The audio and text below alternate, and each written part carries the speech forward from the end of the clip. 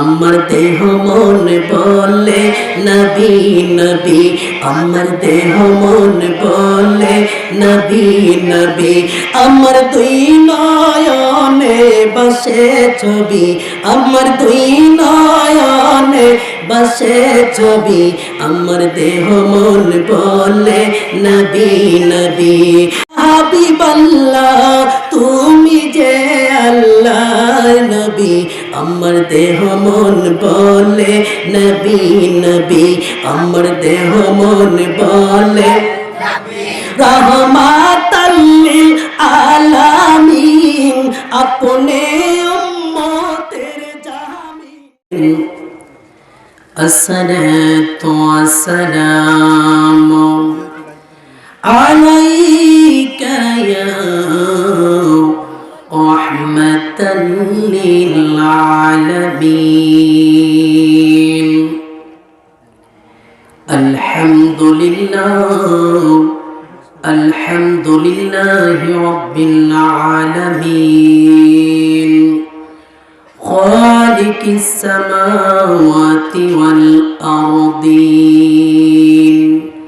الصلاة والسلام على من كان نبيا وآدم بين الروح والجسد أجمل الأجملين أكمل الأكملين وعلى آله الطيبين وأصحاب المطهرين। সকলে প্রাঞ্জল ভাষায় আমার সাথে পড়ুন আউযু বিল্লাহি মিনাশ শাইতানির রাজিম। বিসমিল্লাহির রাহমানির রাহিম। ইয়া আইয়ুহাল্লাযীনা আমানুত্তাকুল্লাহ ওয়াবতাগু ইলাইহিল ওয়াসিলা। সাদাকাল্লাহুল আলিয়্যুল আযীম ওয়া সাদাকা রাসূলুহুন নাবিয়্যুল হাবিবুল কারীম।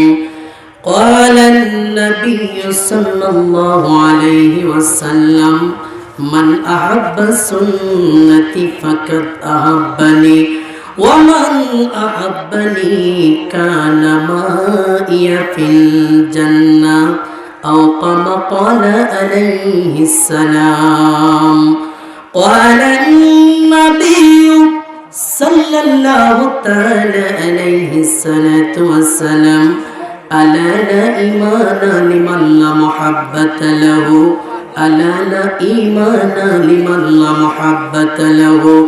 একটি জবানও বন্ধ রাখবেন না, তন্দ্রা নিদ্রা জীবনে যেমন বাপ ছেড়ে দিয়ে দুনিয়ার যাবতীয় কাজের দান্দা যেহেতু ছেড়ে দিয়েছেন, একমাত্র আমার নবীর মহব্বতে হাজির হয়েছেন, একমাত্র অলিয়া উলিয়ার মহব্বতে হাজির হয়েছেন। কথা বলেন ঠিক না বেটি?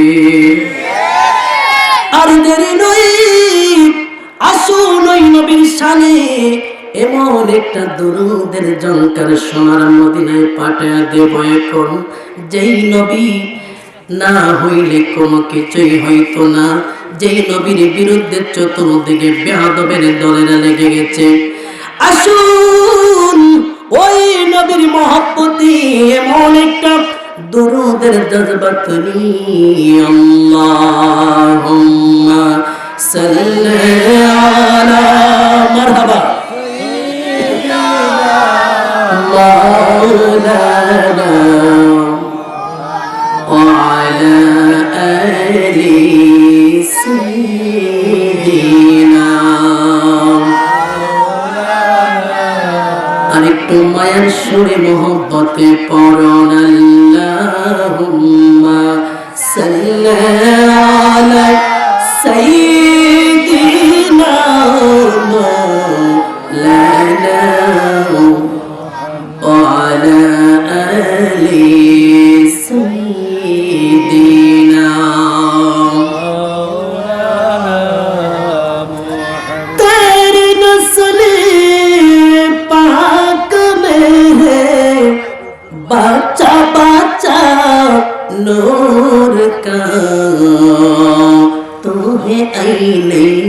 नूर तेरा, तू है आईने नूर तेरा, सबहराना नूर का।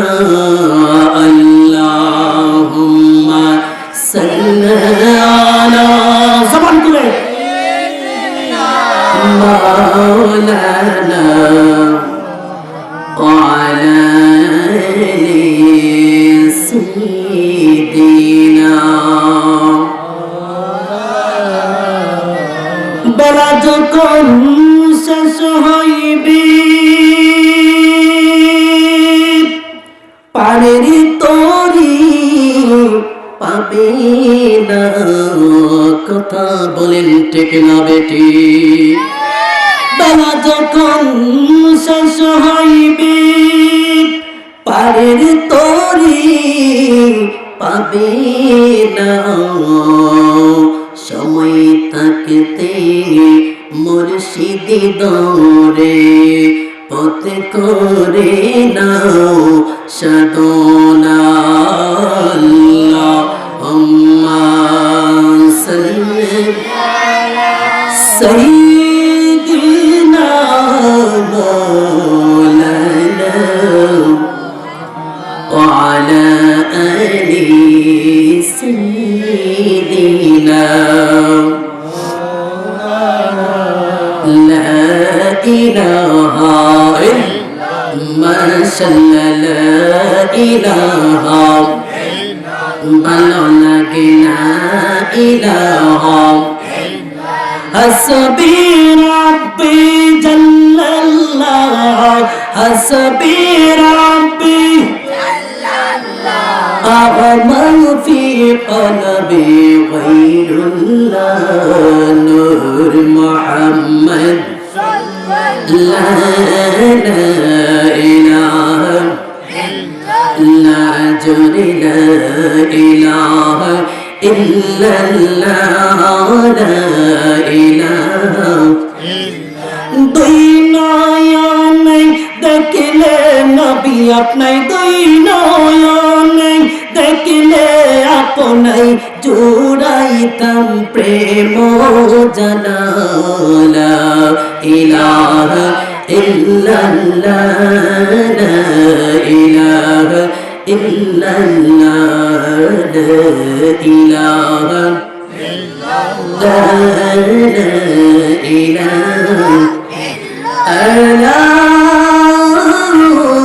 ইলাহা ইল্লাল্লাহ মুহাম্মাদুর রাসূলুল্লাহ সাল্লাল্লাহু আলাইহি ওয়াসাল্লাম। একটু মহব্বতে জিকির করলে আপনাদের কোনো অসুবিধা হইব না। এইভাবে এলোমেলো ভাবে বসে কিন্তু জিকির করলে আমার ভালো লাগবে না। এই জন্য পিছনে যারা রয়েছেন, যদিও মানুষ অল্প, নবীর প্রেমিক অল্প হলেই যথেষ্ট, ঠিক কিনা বলেন? বাঘের বাচ্চা আর শিয়ালের বাচ্চা 14টার চাইতে বাঘের বাচ্চা একটাই যথেষ্ট, ঠিক কিনা বলেন? এই জন্য যদি আপনাদের আলোচনা শোনার মন মানসিকতা থাকে, তাহলে একটু সামনে আসুন, একটু জিকির করি। আল্লাহ আল্লাহ আল্লাহ আল্লাহ, জোরে আল্লাহ আল্লাহ আল্লাহ আল্লাহ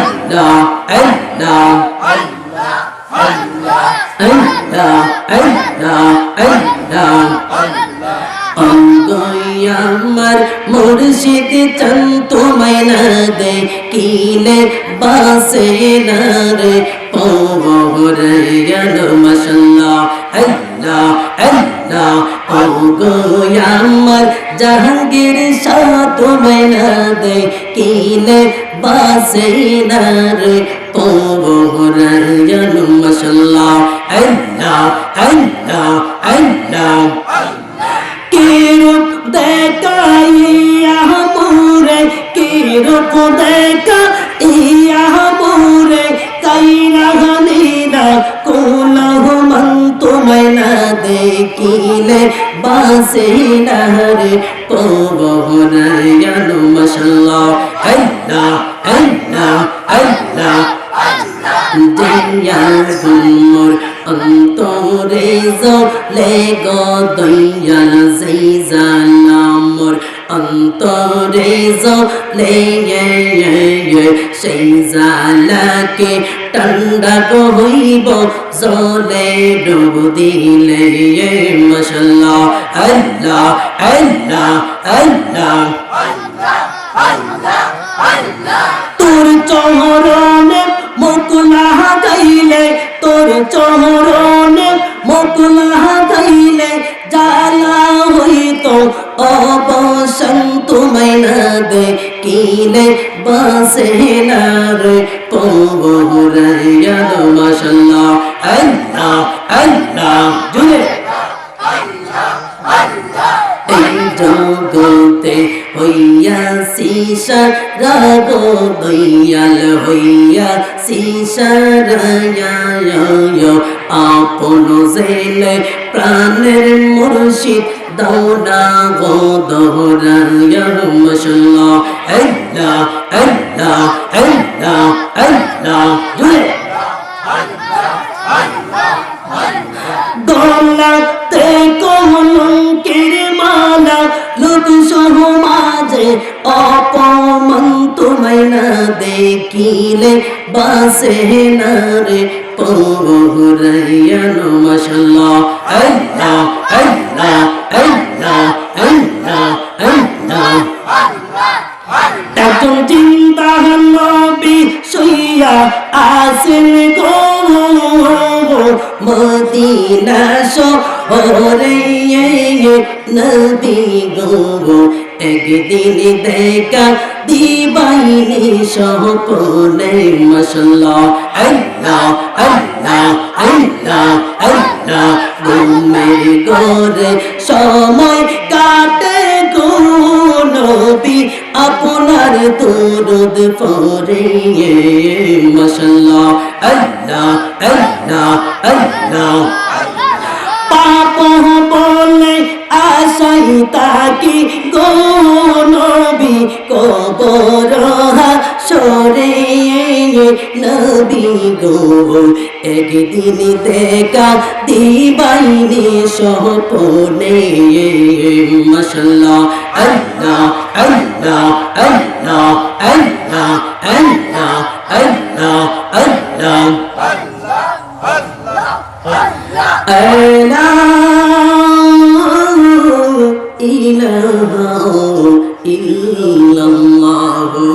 মুহাম্মাদুর রাসূলুল্লাহ সাল্লাল্লাহু আলাইহি ওয়াসাল্লাম। উপস্থিত আজকের এই হাসনপুর হযরত জাহাঙ্গীর শাহ রাহমাতুল্লাহি আলাইহি এবং অত্র এলাকার ইসরে সব উপলক্ষে বাৎসরিক ইসলামী সুন্নি মহাসম্মেলনের সম্মানিত সভাপতি সাহেব এবং আজকের মাহফিলে আমার পূর্বে যিনি অত্যন্ত সুন্দর আলোচনা করেছেন হযরতুল আল্লামা মাওলানা মাহমুদুল হাসান মিজান সাহেব, দূর দূরান্ত থেকে আগত আল্লাহ প্রেমিক রসুল প্রেমিক আমার সর্বনা মুসলমান ভাইয়েরা, মুরব্বী বাবাজিরা, যুবক ভাইয়েরা, পর্দানিশীল মা বোনেরা, সকলের খেদমতে আন্তরিক মোবারকবাদ।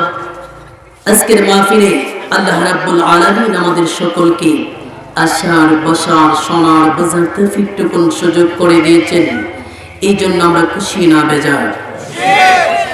ওই মালিকের দরবারে উচ্চ আওয়াজে উচ্চ কণ্ঠে কালিমাতুশ শুকর সকলে পড়ি আলহামদুলিল্লাহ। লক্ষ কোটি সালাত আর সালাম ওই রাসূল পাকের নূরানি কদম মোবারকে, যিনি আল্লাহর সৃষ্টির প্রধান আকর্ষণ, বিশ্বসভার সভাপতি সাইয়্যিদুস সাকালাইন ইমামুল হারমাইন, যেই রাসূলকে না বানাইলে আল্লাহ পাক কোনো কিছুই বানাইতেন না, সেই রাসূল পাকের উম্মত করে আমাদের সকলকে আল্লাহ রাব্বুল আলামিন কবুল করেছেন, এই জন্য আমরা খুশি না বেজার। আপনাদের আওয়াজে খুশি বোঝা যায় না, কারণ নির্বাচনের ইলেকশনের আওয়াজের চাইতে আজকের আওয়াজটাকে কম হবে না বেশি হবে? এই জন্য উচ্চ কণ্ঠে বলুন আলহামদুলিল্লাহ, বলেন ইয়া রাসূলুল্লাহ। আমরা রাসূল চাই কি চাই না? আমি কুরআনুল কারীম ফুরকানে হামিদ থেকে ছোট্ট একটা আয়াতে কারিমা তেলাওয়াত করেছি। দয়াল নবীজি অসংখ্য হাদিস মোবারক থেকে ছোট্ট একটা হাদিস তেলাওয়াত করেছি। যতক্ষণ আলোচনা করব আপনারা সবাই থাকতে রাজি আছেন না নাই? ডান হাত তুলে বলেন কারা কারা থাকবেন না। থাকবেন না বলছি, কারা কারা থাকবেন না? সবাই থাকবেন? সকলে বলেন ইনশাআল্লাহ। তো আমি যতক্ষণ আলোচনা করব আমার দিকে তাকাই থাকতে হবে। ডানে বামে খেয়াল করলে আলোচনা বুঝতে আপনাদের কষ্ট হবে, একটা পয়েন্ট হারিয়ে ফেলবেন। এই জন্য আমি যখন তেলাওয়াত করব আপনারা উচ্চ কণ্ঠে পড়বেন আল্লাহু আকবার। পারবেন না? বিসমিল্লাহির রহমানির রহিম।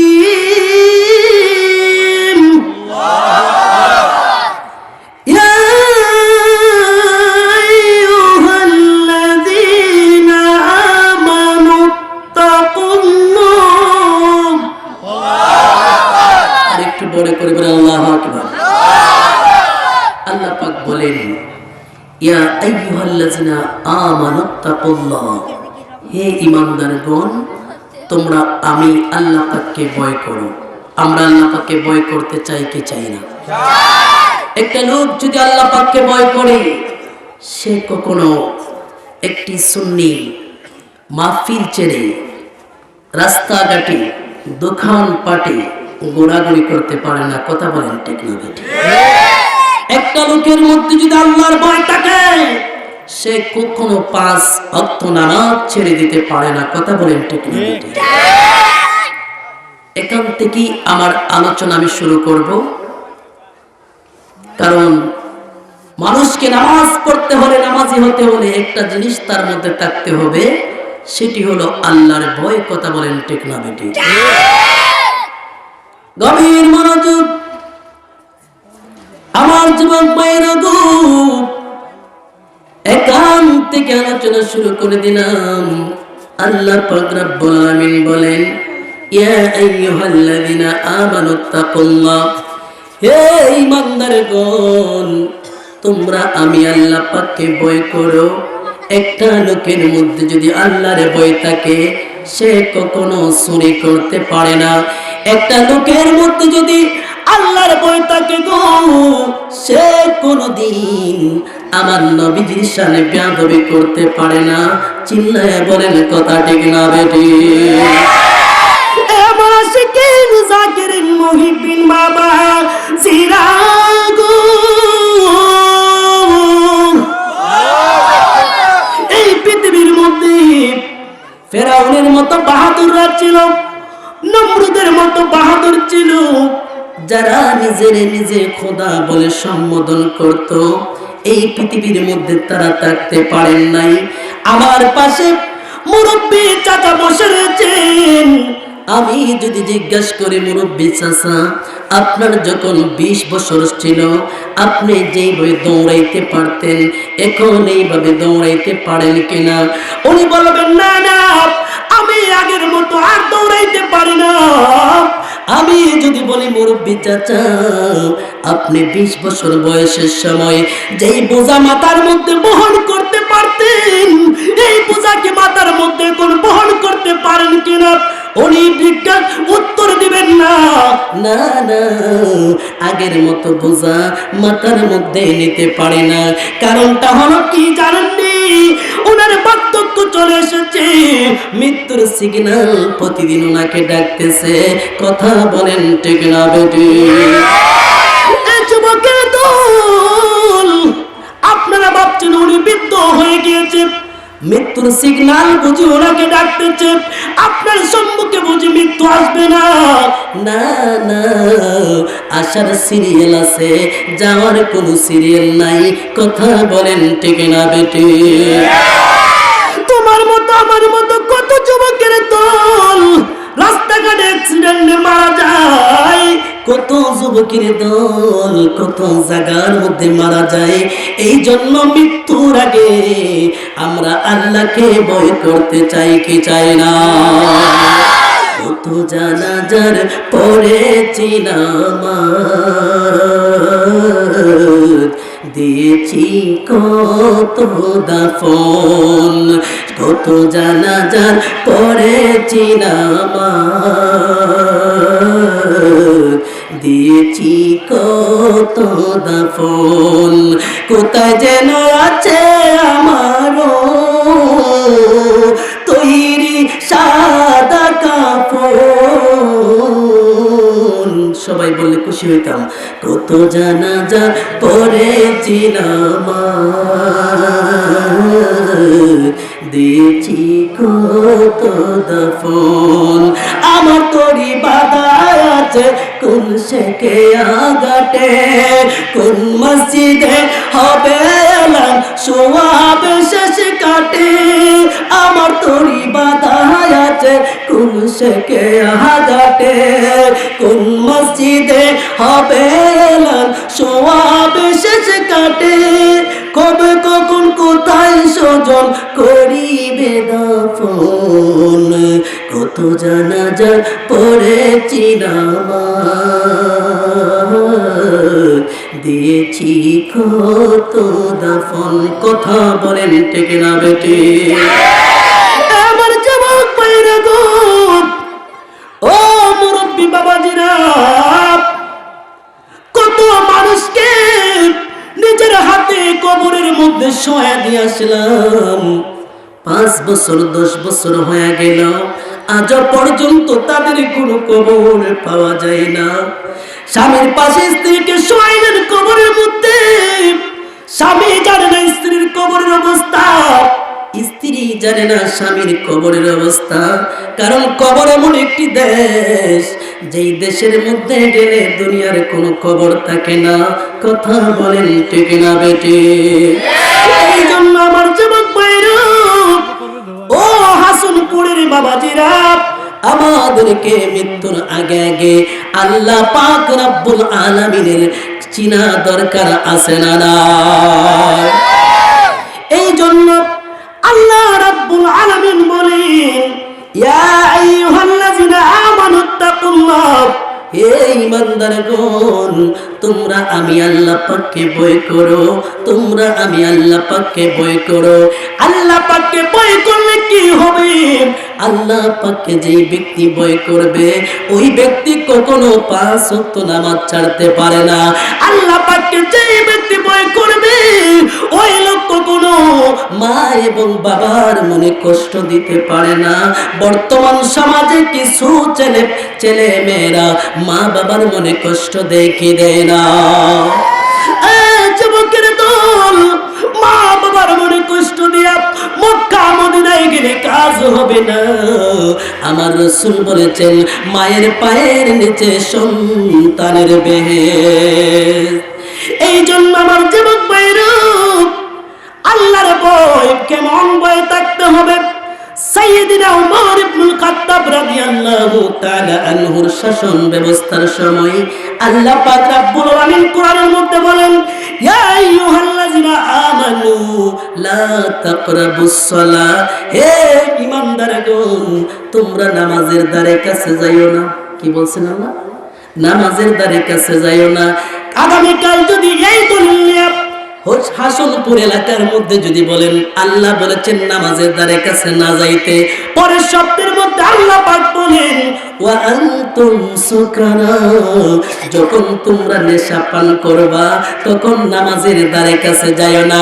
বোঝা গেল নেশা কইরা নামাজ পড়া যাবে না, নেশা কইরা বউ তালাক দিল তালাক হয় না। ঠিক কিনা বলেন?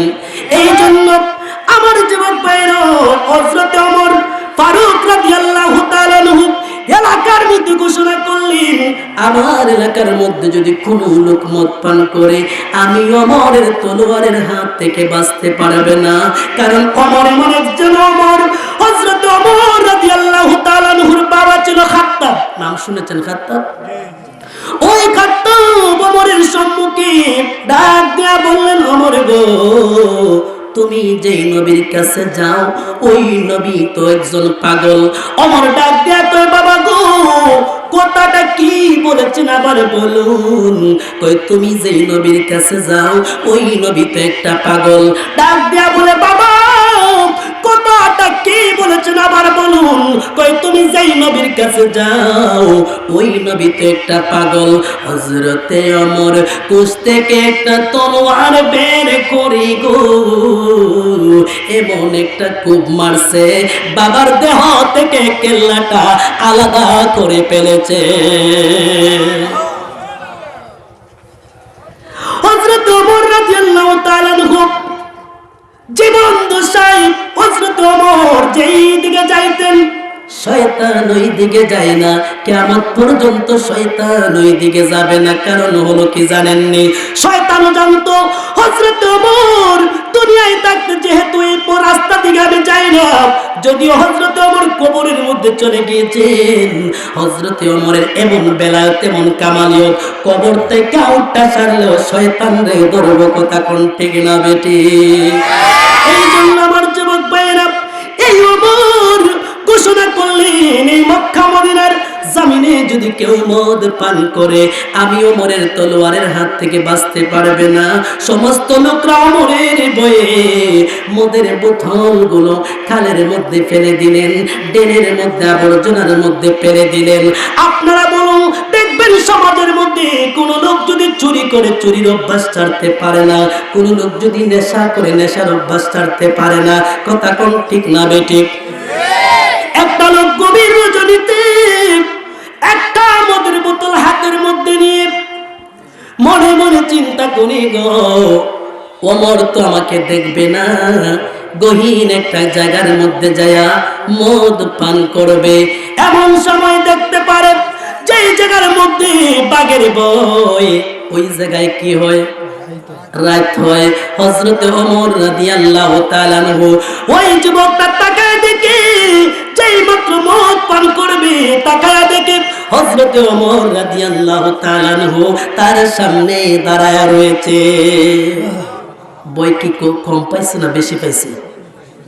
কারণ হযরত ওমর এমন একজন ওমর, যেই ওমর মক্কা মদিনার কোন লোক আমার নবীকে মারতে সাহস পায়নি। যখনই বলা হলো যে মুহাম্মদ সাল্লাল্লাহু আলাইহি সাল্লামের কেল্লা খেয়ে এনে দিতে পারবা, ওমর রাদিয়াল্লাহু তাআলা আনহু ডাক দিয়ে কয় আমি পারবো। যার নামই হলো হযরত ওমর। গভীর মনোযোগ। ওই লোকটা হযরত ওমরের হাতে ধরা খেয়ে গেল। ওমর রাদিয়াল্লাহু তাআলা আনহু ডাক দিয়া বলে, যুবক তুমি আমাকে দেখে কেন খুশি মুসি খাইতেছো? তুমি কি যেন লুকাইতেছো? আমি ওমরের কাছে বলো, যদি না বলবা আমি ওমরের তলোয়ারের হাত থেকে কিন্তু রেহাই পাবা না। ওই লোকটা ভয় পেয়ে গেল আর মনে মনে আল্লাহর দরবারে মনে মনে ডাক দিয়া কয়, আপনারা বলুন আল্লাহ পাক মনের খবর জানে কি জানে না? আল্লাহ রাব্বুল আলামিন ডাক দিয়া কয়, ও পৃথিবীর মানুষ, পাহাড়ের পরিমাণ গুনাহ করো, আমি আল্লাহরে যদি আল্লাহ বইলা জানতে পারো, পাহাড় পরিমাণ গুনাহ করো, কিন্তু আমি আল্লাহ পাকের রহমত থেকে নৈরাশ হয় না। আল্লাহ পাক রব্বুল আলামিন বলেন, লা তাকনাতু মির রাহমাতিল্লাহ, আমি আল্লাহর রহমত থেকে নৈরাশ হয় না। ওই লোকটা মনে মনে আল্লাহর দরবারে কাঁদতেছে। হযরত ওমর ডাক দিয়া কয়, তাড়াতাড়ি করে বের করো, নতুবা আমি ওমরের হাত থেকে তুমি রেহাই পাবা না। এবার ওই লোকটা হাতে কোষ থেকে ওই মদের বোতলটা বের করলো। যেই বোতলের মধ্যে মদের লেবেল লাগানো ছিল, ওই লেবেলটা পাল্টে যায়া মধুর লেবেল লাইগা গেছে।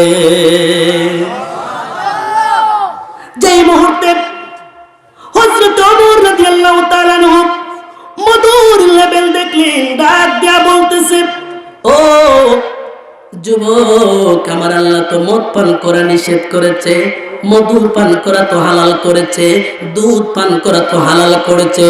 ও যুবক, তুমি কেন এই বোতলটা লুকাইতেছো? যুবক ডাক দিয়া কয়, আমি রাত্রি বেলা দেখতাম আপনি যার ঘরের মধ্যে আটা নাই, যার ঘরে খাবার নাই, আপনি মাথার মধ্যে বস্তা বহন করে করে লোকদের বাড়ি নিয়ে যাইতেন।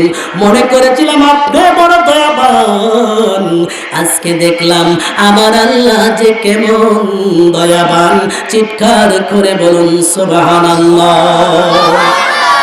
ওই লোকটা মুহূর্তে ভয় পেয়ে গেল, আল্লাহকে ডাকলো। আমার আল্লাহ ওমরের হাত থেকে তাকে বাঁচাইয়া দিল। ওই লোকটা তওবা করল, আল্লাহ আমাকে যদি আজকে ওমরের হাত থেকে বাঁচাইয়া দাও, জিন্দেগিতে কোনোদিন মদ পান করব না। চিৎকার করে বলুন সুবহানাল্লাহ। এই জন্য হাসিরপুরের বাইরা আপনারা বলুন, আমরা আল্লাহ পাককে ভয় করতে চাই কি চাই না? আরেকটা জিনিস, একটা হলো আল্লাহর ভয়, আরেকটা হলো আমার নবীজির মহব্বত যদি অন্তরে থাকে। আল্লাহ ইমানা লিমাল্লা মুহাব্বাত লাহু, যার অন্তরে আল্লাহর নবীর মহব্বত নাই তার ঈমান নাই। কথা বলেন ঠিক না বেটি? যাদের অন্তরে নবীর মহব্বত ভরপুর ছিল, এরা ছিলেন আল্লাহর নবীর সাহাবী। আল্লাহর নবীর একজন সাহাবী আল্লাহর হাবিবের কাছে গেলেন, ইয়া রাসূলুল্লাহ, ইয়া হাবিবাল্লাহ, আমার মন চায় গো নবী, একটা একটু যদি আপনি রাসূলকে দাওয়াত খাওয়াইতে পারতাম, আমার জীবনটা ধন্য হইয়া যাইতো। আপনারা বলুন, আমাদের নবীকে, নবীর প্রতি আমাদের ভালোবাসা আছে না নাই? নবীকে, নবীর প্রতি, নবীকে দেখার শখ আমাদের আছে না নাই? ও যুবকের দল, ওই সাহাবী যে মুহূর্তে কথা বললেন, আমার নবী সাহাবীর দাওয়াত কবুল করলেন। ডাক দিয়ে বললেন, সাহাবীরে যাও যাও, আমি রাসূল আজকে দুপুরে তোমার বাড়িতে খাবার খাইব। এমন সময় সাহাবী আনন্দিত হইয়া বাড়ির মধ্যে চলে গেলেন। যাওয়ার পরে স্ত্রী ডাক দিয়া বলতেছে, ও স্বামী, এত আনন্দিত তোমাকে তো কোনোদিন দেখি নাই, তোমার মনের ভিতরে তো আনন্দ, কারণ কি? এবার ওই সাহাবী ডাক দিয়া কই, স্ত্রী গো, আজকে এমন একটা কাজ করেছি, আমার জীবন আজকে সার্থক হয়ে গেছে। আজকে রাহমাতাল লিল আলামিনকে আমার বাড়িতে দাওয়াত দিয়ে এসেছি। ওই স্ত্রী ডাক দিয়া বলে, ও স্বামী, নবীকে যে দাওয়াত করেছেন, কি খাওয়াইবেন? কই কি আমাদের ঘরে আছে? কই ছোট্ট একটা বকরির বাচ্চা আছে। আর কি আছে? সামান্য আটা আছে। কই বকরির বাচ্চা জবাই করে দিব আমার নবীর মহব্বতে। এবার বকরির বাচ্চা বড় ছেলেকে নিয়ে জবাই করলো, করার পরে স্ত্রী রান্নার কাজ শুরু করে দিতেছে। এমন সময় ছোট্ট সন্তানটা ঘুমিয়েছিল, ওই ছোট্ট সন্তান বড় ভাইটারে উঠে ডাক দিয়া বলে, ভাই শুনেছি আজকে রাহমাতাল লিল আলামিন আমাদের বাড়িতে আসবেন, আমরা নাকি একটা বকরি জবাই করা হয়েছে, কিভাবে জবাই করলো আমার একটু দেখাও। এবার বড় ভাইটা হাতের মধ্যে তরবারি লইয়া ছোট ভাইটার গলার মধ্যে এমন ভাবে পৌঁছাইতেছে, ছোট ভাইটার গলাটা দেহ থেকে কেল্লাটা আলাদা হয়ে গেছে। চিৎকার করে বলেন আল্লাহু আকবার। যে মুহূর্তে ওই ছোট বড় সন্তানটা, ছোট সন্তানের দেহ থেকে কেল্লা আলাদা করেছে, ওই তার মা ডাক দিয়া বলতেছে, তোরে বাবা যদি বাড়িতে আসে, তোরে তোমার কি কাজ করলে, কি কাজ করলে? এবার ওই বড় সন্তানটা দৌড়াইয়া পালায়, যাওয়ার পরে একটা খেজুর গাছের উপরে উঠলো। ওঠার পরে ওই তার বাবা সাহাবী যখন বাড়ির মধ্যে আসলো, আসার পরে ঘটনা খুলে বলল। ওই ছেলে আব্দুল্লাহকে ডাক দেয়া বলে, আব্দুল্লাহ কি করলি, কি করলি তুই? কোথায়? আমার কাছে আয়। বাবার বয়ে খেজুর গাছের উপর থেকে পাগুলো নড়তেছে, হঠাৎ করে পাগুলো কাঁপতে কাঁপতে ওই সন্তানটা খেজুর গাছ থেকে পড়ে, সন্তানটা পৃথিবীর জমিন থেকে বিদায় হয়ে গেছে। চিৎকার করে বলুন সুবহানাল্লাহ। ছেলে মারা গেল কয়টা? দুইটা ছেলে মারা গেল। মার মন তো মারাইতে পারে না, মা রান্না বান্না কিভাবে করবে? চোখ দিয়ে শুধু পানি পড়তেছে।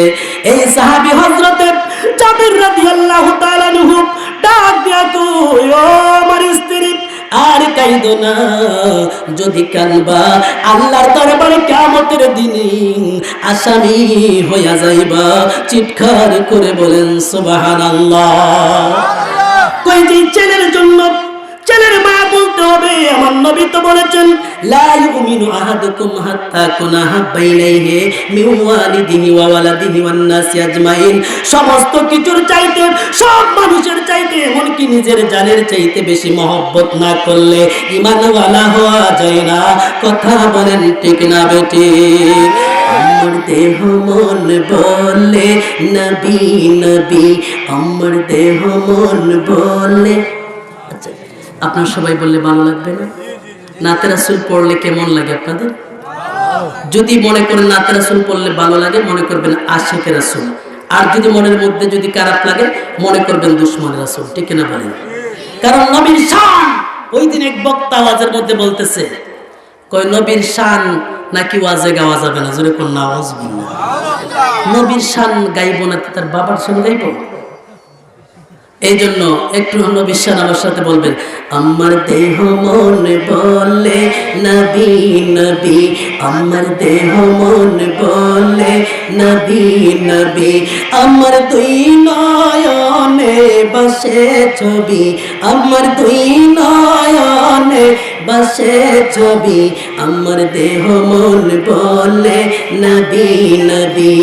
হাবিবাল্লাহ তুমি যে আল্লাহ নবী, আমার দেহ মন বলে নবী নবী, আমার দেহ মন বলে রহমাতাল লিল আলামিন, আপনি উম্মতের জামিন। কথা বলেন ঠিক না বেটি? আমার নবী উম্মতের জামিন। আমার আল্লাহ ডাক দেয়া বলেন, আমার নবীর যে কেমন সম্মান, কেমন পজিশন, তার প্রমাণ হবে হাসরের ময়দান, যখন আমার আল্লাহ লটকাইবেন মিজান। কথা বলেন ঠিক না বেটি? আমার আল্লাহ কতগুলো মানুষ জাহান্নামী আমার আল্লাহ থেকে জানে, কতগুলো মানুষ জান্নাতি আমার আল্লাহ থেকে জানে। ইচ্ছা করলে আমার আল্লাহ ডাইরেক্ট জাহান্নামে যেতে পারতো, ইচ্ছা করলে আমার আল্লাহ ডাইরেক্ট জান্নাতে দিতে পারতো, কিন্তু আমার আল্লাহ ডাইরেক্ট দেন না একটাই মাত্র কারণ, ওই কিয়ামতের ময়দানে আমার নবীর পজিশন বোঝানোর জন্য। কথা বলেন ঠিক না বেটি? যে নবী রুহানি জগতে উম্মতের মায়ায় কাঁদলো, যেই নবী দুনিয়ায় আসার পরে 63 বছর শুধু উম্মতের মায়ায় কাঁদলো, জীবনে কোনোদিন নিজের জন্য আমার নবী কান্দে নাই। 63 বছরের জিন্দেগি নবী উম্মতি উম্মতি বলে কাঁদলো। আজ রওজার পাকে শুইয়া শুইয়া আমার নবী উম্মতি উম্মতি বলে কান্দি। যারা আশিক রাসূল আজও মদিনায় যারা জিয়ারতে যায়, আমার নবীর কান্না তাদের কানের মধ্যে চলে আসে। কথা বলেন ঠিক না বেটি? কিয়ামতের ময়দান যেদিন কায়েম হয়ে যাবে, আমার নবী কাদাযুক্ত অবস্থায় কিয়ামতের ময়দানে উঠবেন। ফেরেশতারা প্রশ্ন করবেন, ইয়া রাসূলুল্লাহ, ইয়া হাবিবাল্লাহ, মায়ের নবী গো, আপনার কবরে তো কোনো পানি ছিল না, কবরে তো কোনো কাদা ছিল না, আপনার শরীরের মধ্যে কেন কাদা দেখা যায়? আমার নবী ডাক দিয়া বলবেন, যেদিন থেকে আমাকে মদিনা মুনাওয়ারায় শোয়ানো হয়েছে, ওই দিন থেকে কিয়ামতের পূর্ব পর্যন্ত একটা সেকেন্ডের জন্য আমি আমার উম্মতকে বলতে পারি না। এই আওয়াজে মানি না, হাত তুলে বলে আল্লাহু আকবার, বলেন ইয়া রাসূলুল্লাহ। আমরা সেই রাসূল চাই কি চাই না? সেই রাসূল নিয়ে নামাজ পড়বেন, জান্নাতি হয়ে যাবেন। নতুবা একেবারে গয়কারের গাট্টি লইয়া ঘুরাইলেও কাজ হইতো না। কথা কোন ঠিক কিনা? যত কিছুই করবেন রাসূলকে ভালোবেসে করবেন, নতুবা আমল এমন একটা জিনিস, ময়লার যদি বাস্কেট আছে না, এই বাস্কেটের মধ্যে যদি সারা দিন যদি টিউবওয়েলের মধ্যে নিয়ে চাপতে থাকে, এক ফোঁটা পানি কি থাকবে? থাকবে না। ঈমান এমন একটি জিনিস, যদি আপনার ঈমান না থাকে আমলের কোনো দাম নাই। এই জন্য সর্বপ্রথম ঈমান, তারপরে আমল। ঠিক কিনা বলেন? মিস্টার ইবলিস শয়তান কেমন ইবাদত করেছিল? 6.5 লক্ষ বছর, মতান্তরে 9.5 লক্ষ বছর ইবাদত করার পরে আমার নবীজির শানে বেয়াদবি করার কারণে আল্লাহ বলেছেন আদমকে সেজদা কর। তখন সময় নূরে মুহাম্মদী ছিল আদমের কপালে। ডাক দিয়ে কয়, আমি আদমরে সেজদা করতাম না, আমি হলাম আগুনের তৈরি, আগুন হলো উপরের দিকটা উঠে, আর আদম সাধারণ মাটির তৈরি, মাটি নিচের মধ্যে থাকবো, এই মাটির আদমকে আমি সালাম করব, আমি কখনো আদমকে সেজদা করব না। আল্লাহ পাক রব্বুল আলামিন বলে, ইবলিস তুমি যে অহংকার করেছো, তুমি যে আমার বন্ধুর সামনে বেয়াদবি করেছো, এই জন্য আমি আল্লাহ পাক রব্বুল আলামিন তোমার 9.5 লক্ষ বছর ইবাদতকে তোমার মতো রয়ের মতো পুড়িয়ে জ্বালিয়ে চারকার করে আমি আল্লাহ পাক সুবহানাল্লাহ। আল্লাহ পাক রব্বুল আলামিন বলেন ওয়া কানা মিনাল কাফিরিন।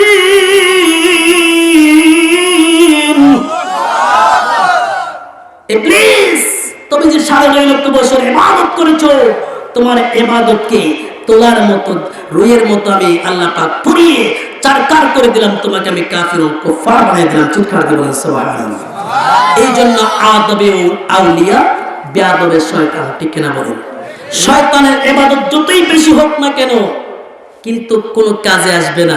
মুসা নবী একদিন রাস্তা দিক দিয়ে হাঁটতে যায়, হঠাৎ করে দেখতেছে বড় পাগড়িওয়ালা এমন একজন বুজুর্গ হাঁটতে দিতেছে। মুসা নবী ডাক দিয়ে কয়, এই এদিকে আসো। তোমার না, এদিকে আসছে। আসার পর ডাক দিয়ে কয়, তোমার মাথায় এত বড় পাগড়ি, তুমি কে? আমি শয়তান। তাহলে পাগড়ি কেন? আমি যদি পাগড়ি না পড়ি, ইমানওয়ালা মানুষের ইমান নষ্ট করতে হলে একটা ইমানদারের দরকার। এই জন্য ইমানের ড্রেস লাগাইছি, কারণ ইমানদারদের ইমান ধ্বংস করার জন্য। বর্তমান সমাজে দেখবেন এক শ্রেণীর মানুষ রাস্তাঘাটে গাড়ি ভাঙচুর করে, মাথার মধ্যে টুপি আছে, আছে না এমন লোক? আসলে ওরা ইবলিসের চাচাতো ভাই। আমরা সুন্নি জামাতের কোন হুজুরকে দেখছেন রাস্তায় কোনোদিন গাড়ি ভাঙচুর করতে? আমার জীবনে কোনোদিন দেখি নাই। এই জন্য এটাই হলো রাসূলের আদর্শ। রাসূল বলেন না রাস্তাঘাটে ব্লক করে দাও, আন্দোলন করো, রাস্তাঘাটে গাড়ি ভাঙিয়ে দাও। এই জন্য রাসূলের আদর্শ যতক্ষণ পর্যন্ত আমাদের মধ্যে আসবে না, একেবারে পাগড়ি টুপি যা কিছু আছে না কেন সবকিছু লাগালেও এটার কোনো মূল্য হবে না। এই জন্য আমরা সেই রাসূলকে ভালোবাসে আমরা আমল করতে চাই কি চাই না? গভীর মনোযোগ আমার যুবক ভাইরা গো, মুরব্বি বাবাজিরা গো। এমন সময় হযরতে জাবের রাদিয়াল্লাহু তাআলা আনহু নাক দিয়া বললেন, স্ত্রী চোখের পানি মুছো, আর কাইদো না, কাঁদলে কিয়ামতের ময়দানে আমার নবীর সম্মুখে আসামি হইয়া যাইবা। স্ত্রী দুইটা চোখের পানি মুছে দিলেন। তারপরে বলুন, কার মন? মায়ের মন মানাইতে পারে না, কারণ এই পৃথিবীর জমিনে সন্তানের জন্য সবচাইতে বেশি কষ্ট যিনি করেছেন তিনি হলেন আপনি, আমাদের মা। কথা বলেন ঠিক না বেটি? মমতাময়ী জগৎ মাগো, চলে চক্ষু তাই জনমের মতো এতিম মাগো বানাইলা আমায়। কে গো তোমরা পড়ো কুরআন, মায়ের শীতানে বসে, মা বুঝি মোর চিরনিদ্রায় ঘুমায়া গেছে। যুবকের দল যাদের মা হারাইছেন নাই, শানের মর্যাদা বুঝবেন না। মুরব্বী বাবাজিরা যারা মা হারাইছে, রাতের বেলা মায়ের রাখা অনেক জিনিসপত্রের দিকে তাকাইলে মায়ের কথা স্মরণ হয়ে যায়। বাবের রাখা আসবাবপত্র জিনিসপত্র ঘরে আছে, কিন্তু বাপটা নাই। রাত্রিবেলা চোখের পানি পালায় পালায় কান্দি। ও যুবক ভাইরা, মা থাক বাবা থাকতে আমরা মা বাবার কেঁদবো, চাই কি চাই না? এমন সময় দুইটা সন্তানকে একটা কম্বলের মধ্যে এমনি করে মুড়াইয়া ঘরের কোণার মধ্যে রেখে দিলেন। আমার নবী রাহমাতাল লিল আলামিন জাবের রাদিয়াল্লাহু তাআলা আনহুর বাড়িতে আসবেন। আমার আল্লাহ পাক রব্বুল আলামিন ডাক দিয়া বলেন, জিবরিল যাও যাও আমার বন্ধু নবীর কানে খবর দাও, যতক্ষণ পর্যন্ত জাবের রাদিয়াল্লাহু তাআলা আনহুর দুইটা সন্তান আমার রাসূলের সাথে কানা না খাইবে, আমার রাসূল যেন জাবেরের বাড়ির কানা খায় না। চিৎকার করে বলুন সুবহানাল্লাহ। আমার নবী জাবেরের বাড়িতে সাহাবায়ে কেরামকে নিয়ে আসলেন। এমন সময় জাবের রাদিয়াল্লাহু তাআলা আনহু মাথলটা বিছায়া দিলেন। সাহাবায়ে কেরাম সহ আমার নবী মাথলের মধ্যে বসলেন। বসার পরে জাবের রাদিয়াল্লাহু তাআলা আনহু খাবারগুলো সামনের মধ্যে নিয়ে আসলেন। ইয়া রাসূলুল্লাহ খাবার শুরু করুন। আমার নবী ডাক দিয়া কই, জাবের তোমার সন্তানগুলো কোথায়? জাবের রাদিয়াল্লাহু তাআলা ডাক দিয়া বলেন, ইয়া রাসূলুল্লাহ আমার সন্তানরা পরে খাইবে, আপনি রাসূল আগে খান। আসলে যে সন্তান কি হয়েছে আমার রাসূল জানে কি জানে না।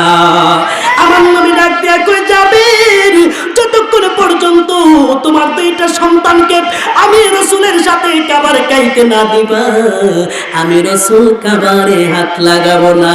আপনারা বলুন, রাসূলকে জোর কইরা কেউ খাওয়াইতে পারবো নি? নবীর সাথে কেউ জোরাজুরি করতে পারবো না। এই জন্য আমি মাঝে মধ্যে বলি, নবীর কণ্ঠের চেয়ে বড় কণ্ঠ যদি হয়ে যায়, সব আমল বরবাদ হইবে, সব আমল বরবাদ হইবে। আমল করে হবে কি?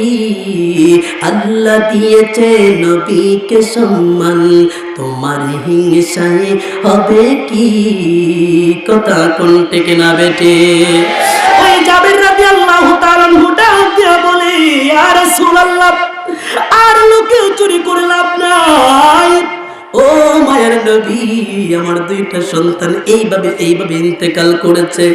আমার নবী ডাক দিয়া কয়, জাবের কই তোমার সন্তান? আমি রাসূলকে তোমার সন্তানদের কাছে নিয়ে যাও। এবার কম্বলের কাছে আমার রাসূলকে নিয়ে গেলেন। আমার নবী জাবেরের দুইটা সন্তান, মরা সন্তানকে ডাক দিলেন, ও জাবেরের সন্তানেরা আর ঘুমায় তাইকো না, আমি রাসূল ডাক দিলাম, আল্লাহর হুকুমে তোমরা জিন্দা হয়ে যাও। একজন প্রেমিক আসিল গো সোনার মদিনা, যেই প্রেমেতে মজনু রূপে নিজেই রাব্বানা, যেই প্রেমেতে মজনু রূপে নিজেই রাব্বানা। একজন প্রেমিক আসিল গো সোনার মদিনা, আমার নবী নূরের নবী, রাখলাম না তার কোন ছবি গো। আমার নবী খুশি না হইলে আল্লাহ খুশি না, আমার রাসূল খুশি না হইলে আল্লাহ খুশি না। একজন প্রেমিক আসিল গো সোনার মদিনা, সেই প্রেমেরই রশি ধরে যাবে বুলবুল পর পারে গো। নবীর রশি ধরে আমরা যেতে চাই কি চাই না? ইয়া রাসূলুল্লাহ, আমার মৃত্যুর সময় যদি আপনি রাসূলকে আমি দেখি, আপনি আমাদের মৃত্যুর সময় যারা পরিমাণ টের পাবো না। নতুবা হাদিস শরীফের মধ্যে আছে, এমন ভাবে মুনাফিকের মৃত্যু হবে, এমন ভাবে একটা মানুষের মৃত্যু হবে, জীবন্ত গাদা অথবা বকরির গায়ের চামড়া যদি খুলে ফেলা হয়, যেমন কষ্ট হয় তার চাইতে কোটি গুণ কষ্ট হয় মানুষের মৃত্যুর সময়। বলেন সুবহানাল্লাহ। গভীর মনোযোগ। আমার নবী ডাক দিয়া বললেন, ও জাবেরের সন্তানেরা আর ঘুমায় তাইকো না, আমি রাসূল ডাক দিলাম, আল্লাহর হুকুমে তোমরা জিন্দা হয়ে যাও। সঙ্গে সঙ্গে দুইটা ভাই জিন্দা হয়ে, এটা তো সাধারণ মানুষের সন্তান না, এটা হলো সাহাবীর সন্তান। সাহাবীর সন্তানের কেমন আদর্শ! দুইটা সন্তান জিন্দা হইয়া আমার রাসূল পাকের পায়ের মধ্যে ধরে কদম বসি করা শুরু করে দিয়েছে। বলেন সুবহানাল্লাহ। এবার আমার নবী জাবেরের সন্তানগুলোকে নিয়ে খাবার খাইতেছেন। আরেকটা আশ্চর্য কারণ, আরেকটা আশ্চর্য মুজিজা, নবী রাসূলদের হয়ে মুজিজা। কেমন মুজিজা! আমার নবী ডাক দিয়ে কয়, সাহাবীরা মাংসগুলো গোশতগুলো খাও আর হাড্ডিগুলো একটা ভান্ডারের মধ্যে রেখে দাও। সাহাবায়ে কেরাম হাড্ডিগুলো রাখতেছে, গোশতগুলো খাইতেছে। খাবার শেষ হয়ে গেলে আমার নবী ওই ভান্ডারের মধ্যে হাত লাগায়া আমার রাসূল ডাক দিয়া বলতেছে, ও হাড্ডি রে, যেই বকরির জন্য দুইটা সন্তান পৃথিবীর জমিন থেকে ইন্তেকাল করেছিল, ও বকরির হাড্ডি আর হাড্ডি তাইকো না, আল্লাহর হুকুমে বকরি যেমন ছিল তেমন হয়ে যাও। এটা কিচ্ছা কাহিনী নয়, এটা সরাসরি হাদিসে পাকের রিলি করে আমি আপনাদেরকে শোনাচ্ছি। আচ্ছা বলুন তো, ঈসা নবী যদি মুর্দা মানুষের জিন্দা করতে পারে, আমার নবী পারে না?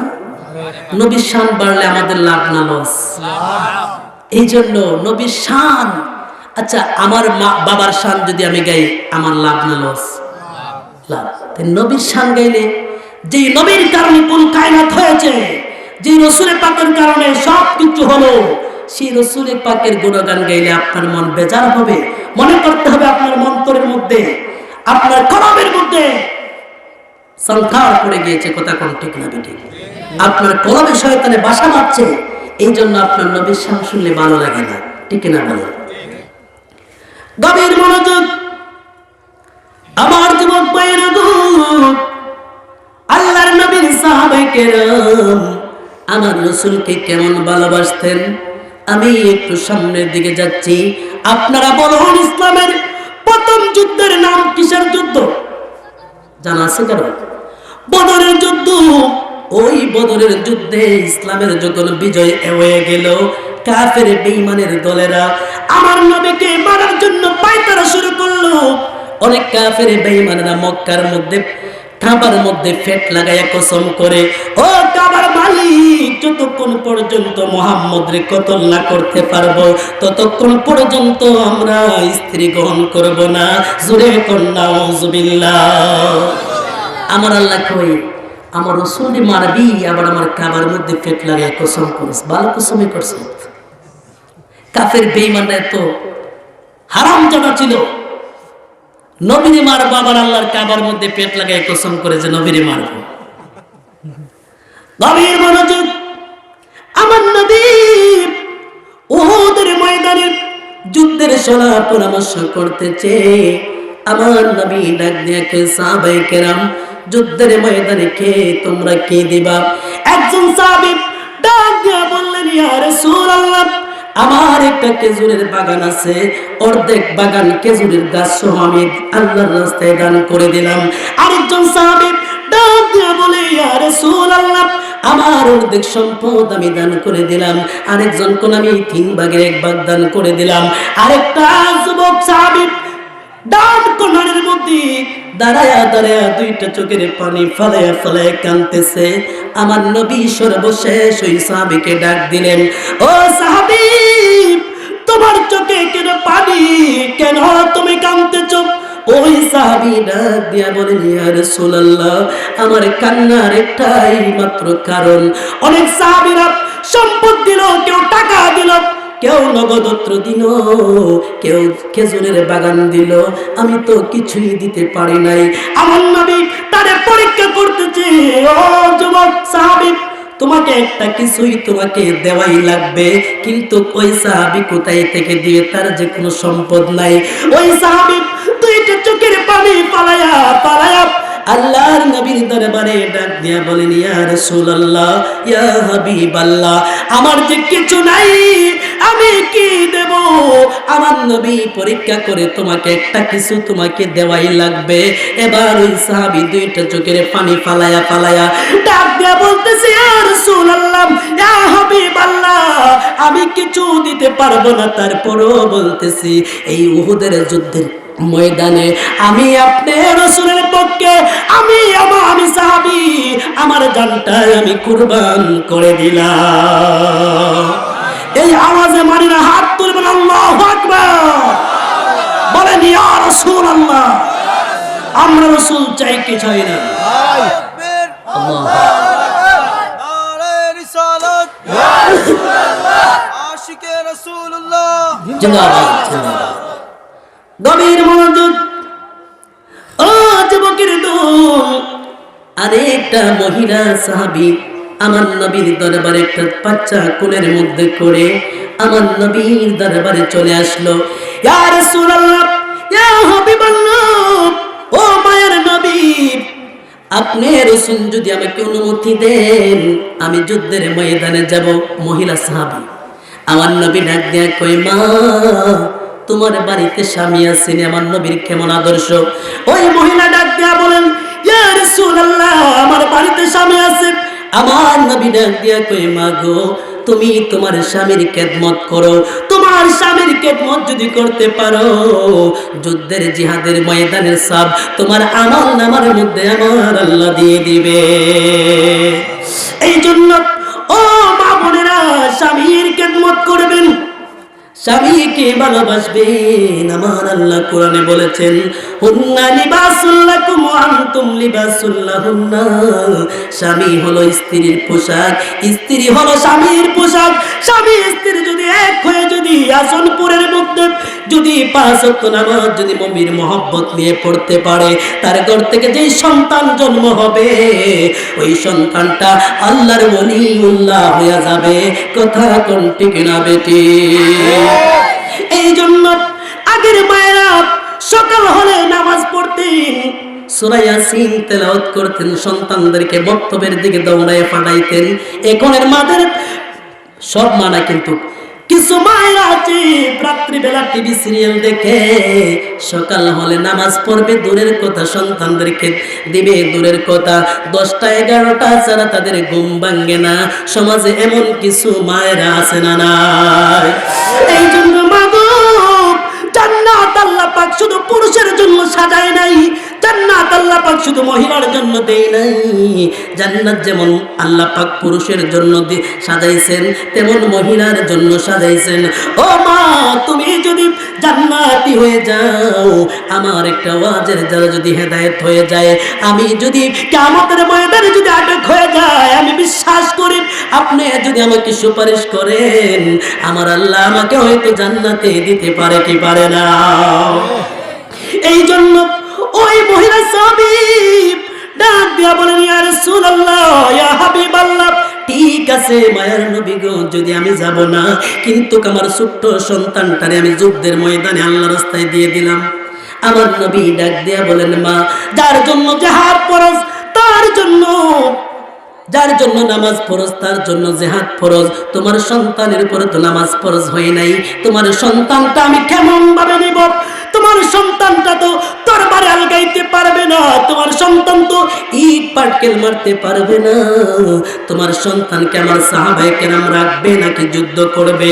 ওই মহিলা কেমন জবাব দেয়, ইয়া রাসূলুল্লাহ, আমি জানি আমার সন্তান তরবারি মারতে পারবে না, আমার সন্তান ইট পাটকেল মারতে পারবে না।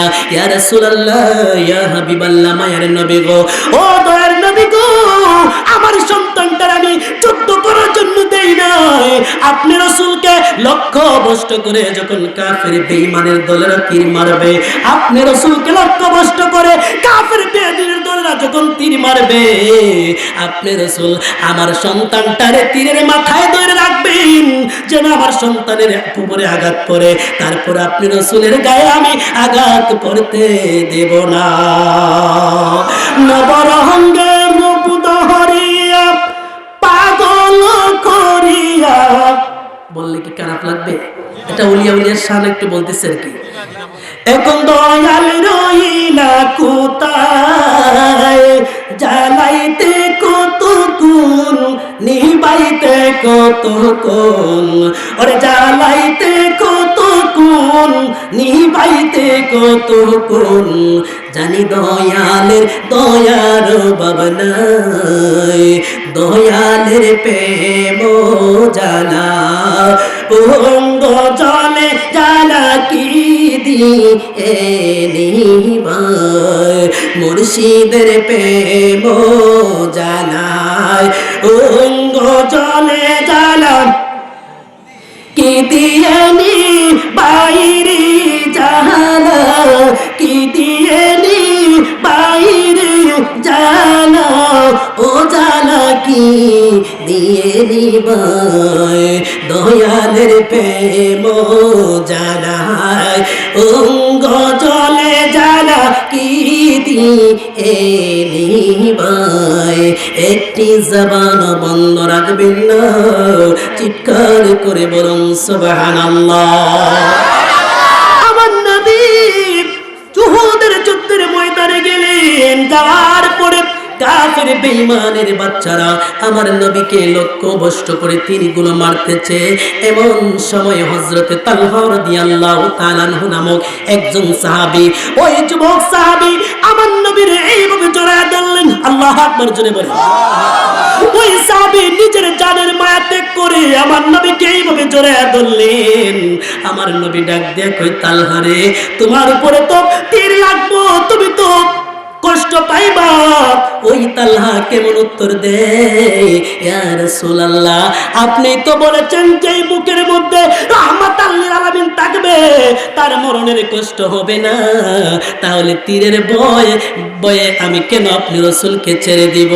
কথা বলেন ঠিক না বেটি? এক পর্যায়ে ওই কাফের বেদিনের দলেরা তালহাকে তীর মারতে মারতে কত বিক্ষত করে দিল। একটা তীর তালহার কলিজা বরাবর লেগে গেল। এবার তালহা রাদিয়াল্লাহু তাআলা আনহু মৃত্যুর শয্যায় সজ্জিত হয়ে গেলেন। হযরতে তালহাকে আমার নবী ডাক দিয়া বললেন, তালহা যদিও তীরের যন্ত্রণা তোমাকে গ্রাস করতে পারে না, মৃত্যুর যন্ত্রণা থেকে তুমি তো রেহাই পাবা না।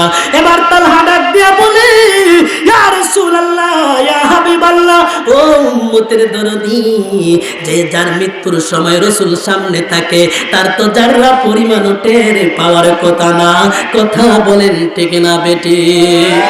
আপনার মৃত্যুর সময় যদি আমার রাসূল যদি সামনে থাকে, তাফসীরের কিতাবের মধ্যে আসে নবী যদি সামনে এসে যায়, কলস থেকে পানি ডালতে যেমন কলসি নড়াচড়া করে না, একটা মায়ের কোলে সন্তান দুধ খাইতে খাইতে ঘুমায়া গেলে সন্তানকে যদি মা কোলতে দুধের যদি ছড়াইয়া দেয় যেমন সন্তানের ঘুম ভাঙে না, একটা ময়দা আটার বস্তার মধ্যে একটা চুল থাকলে চুল টেনে আনতে যেমন ময়দা গুলো নড়াচড়া হয় না, তার চাইতে সহজ ভাবে আমার নবী যদি সামনে থাকে তার চাইতে সহজ ভাবে তার প্রাণ নেওয়া হয়, যারা পরিমাণও তার টের পাবে না।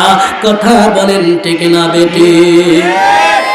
দয়ালো নবী প্রেমের ছবি আর আসবে না জগতে, আমার দয়ালো নবী প্রেমের ছবি আর আসবে না জগতে।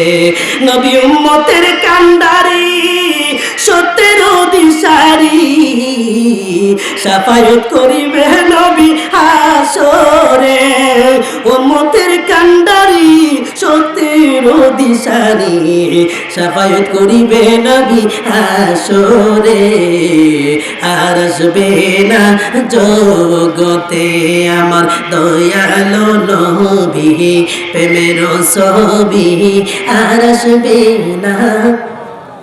খারাপ লাগেনি বাবারা? একটু আমার সাথে বলেন, আউলিয়ার দরবারে মিলে মুস্তাফার দিদার, আউলিয়ার দরবারে মিলে মুস্তাফার দিদার, আউলিয়ার দরবারে শুধু প্রেমের কারবার, এশকের বলে অলি গনে কত হেলা হেলতে পারে, মুর্দা মানুষ জিন্দা বানাই বুগদাদের মাজার, মুর্দা মানুষ জিন্দা বানাই বুগদাদের মাজার, আউলিয়ার দরবারে মিলে মুস্তাফার দিদার, এই রে আউলিয়ার দরবারে মিলে মুস্তাফার দিদার, এশকের বলে অলি গনে কত হেলা হেলতে পারে, বিনা নৌকা পাড়ি দিল শাহজালাল মাজার, বিনা নৌকা পাড়ি দিল শাহজালাল মাজার, আউলিয়ার দরবারে শুধু প্রেমের কারবার, এশকের বলে অলি গনে কত হেলা হেলতে পারে, বিনা শিরে শুধু করে হরমপুর মাজার, বিনা শিরে শুধু করে হরমপুর মাজার, আউলিয়ার দরবারে মিলে মুস্তাফার দিদার। কথা কোন ঠিক না বেটি?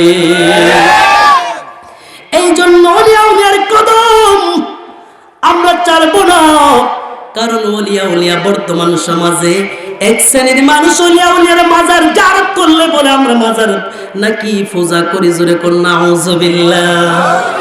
আচ্ছা দেখছেন যে মাজারকে আবার কেউ পূজা করতে শুনছেন? কি যে বাংলাদেশে শুরু হয়েছে, আমাদের সুন্নি গুলো ওয়াজ করলেই কয় ছবি ফটো ইন্টারনেটে আপলোড করলেই, আপনার ওয়াজগুলো আপলোড করলেই কমেন্ট করে মাজার পূজারি, ফেসবুকে ফটো আপলোড করলেই কমেন্ট করে মাজার পূজারি। আচ্ছা দেখছেন কোন মুসলমানের মাজার কি পূজা করতে? নাউজুবিল্লাহ বলবেন না? জিয়ারতের সাথে মাজারের পূজা বলে জোরে জোরে কোন নাউজুবিল্লাহ। আমার ওয়াজ একেবারে শেষ পর্যায়ে, আমাকে কমিটির কিছু ভাইয়েরা বলছিলেন যে হুজুর তোফাজ্জল হোসেন বৈরবের সুরে 2-3 মিনিট আলোচনা করবেন। আপনারা কি তোফাজ্জল বৈরবের সুরে আলোচনা শুনতে রাজি আছেন না নাই? আর একটু জোরে কোন রাজি আছেন না নাই?